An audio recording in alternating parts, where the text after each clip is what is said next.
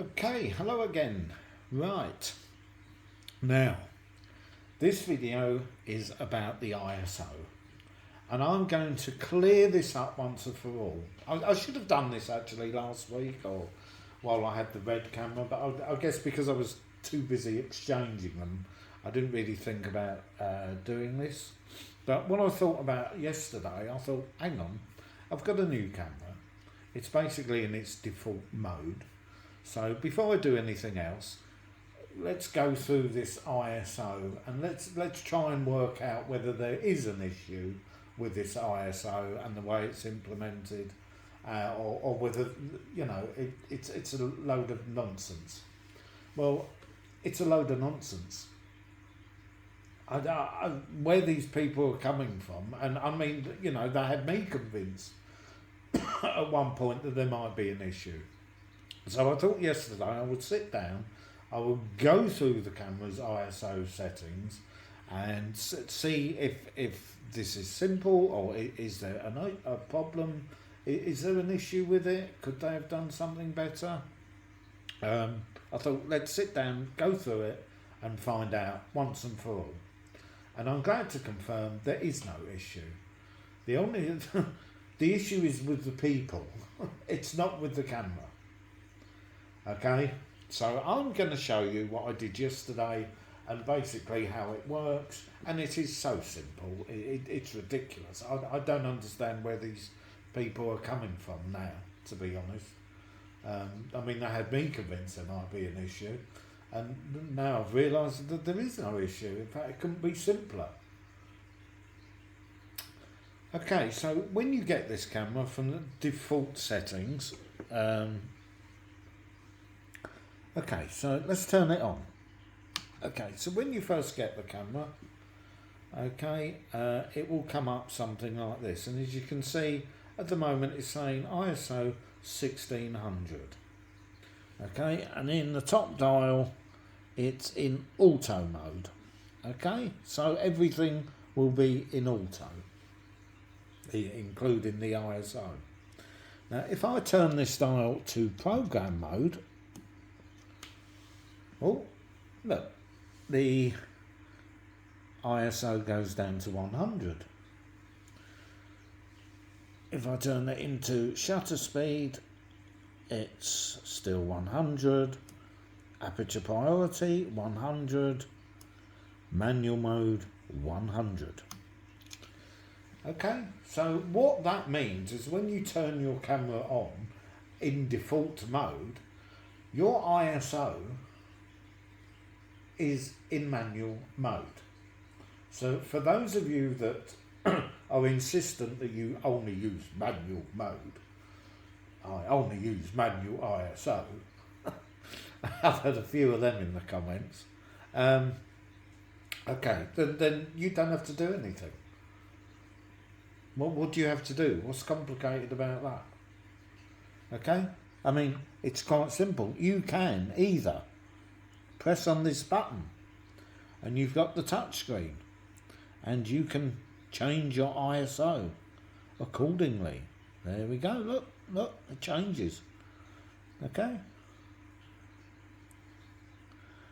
or you can press this little silver button and voila, look, as you turn this ISO dial, the ISO will change.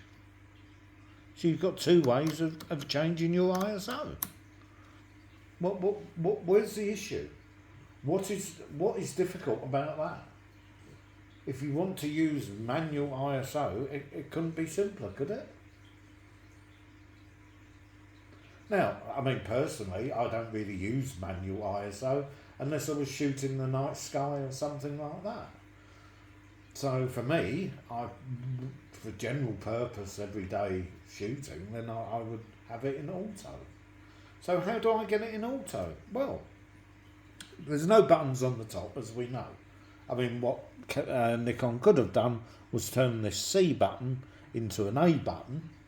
I think that's how Fuji do it, and you could have, which would have been simple, but they haven't done that. they've made it a control button. No big deal. All we have to do, if you want to put it in auto ISO, is we just click into the menu here. We go to the camera icon and we come along and we come down to ISO settings. Okay, we click along there. Now we've got ISO sensitivity up here, which we can change to whatever. I don't know, just say 100 there. And then we've got auto ISO sensitivity control. Now basically, I mean, that's a long-winded way of saying auto ISO. That maybe that this is where they should have just left that, just kept it as auto ISO. Because when we turn that on, okay, and what we can do here, we can control our maximum. Okay, that's 6400. That would probably be too much, I should think. So you can change that to whatever, 51, 30, let's say 3200. Okay, and then we just go back, and we go back into the shooter, and look, it says 640 ISO.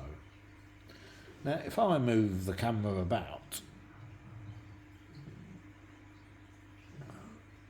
now it says 500, 560, 640, 560.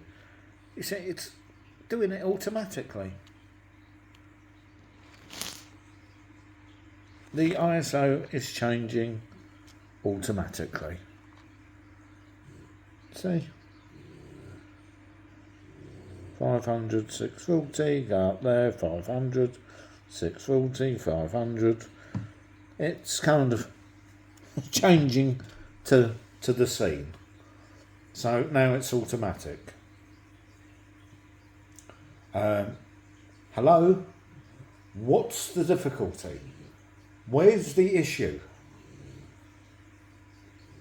Is it because, you know, are people so upset that it hasn't got a dedicated button up here that you can turn it to, or do they not understand that? I mean, when I feel a little bit stupid myself now, because this is so simple and so uncomplicated. I don't understand where these people were coming from in the first place. If they didn't understand that that's how easy it is, then it's ridiculous. So I really hope that has cleared this up once and for all, because there is no issue with the ISO. It couldn't be simpler. It couldn't be simpler. If you want it in ISO, you go into the menu and you turn it on or off. It's not difficult. And by default, it's on manual ISO. And that's it. So all these people that have been complaining, look, I don't really want to, you know, I feel a bit stupid because I actually, you know, I wish I'd done this sooner, because had I done this sooner, I'd have realised earlier that there wasn't a problem, you know, but I don't know why they're creating a problem that clearly isn't there. So I hope that clarifies this ISO issue once and for all. People, there is no problem. There is no issue. There is no bug. There is no ISO problem. It works perfectly fine, and it's quite simple to implement. And there's nothing wrong with the way Nikon have implemented it. It's just slightly different. That's all. But I mean, it's not hard, is it? Come on. So anybody that doesn't understand that, I don't know what to say.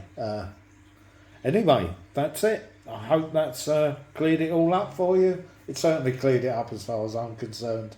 I see no more reason to contemplate this or discuss this any further, because there is no issue. Okay, thanks for watching. Till the next one.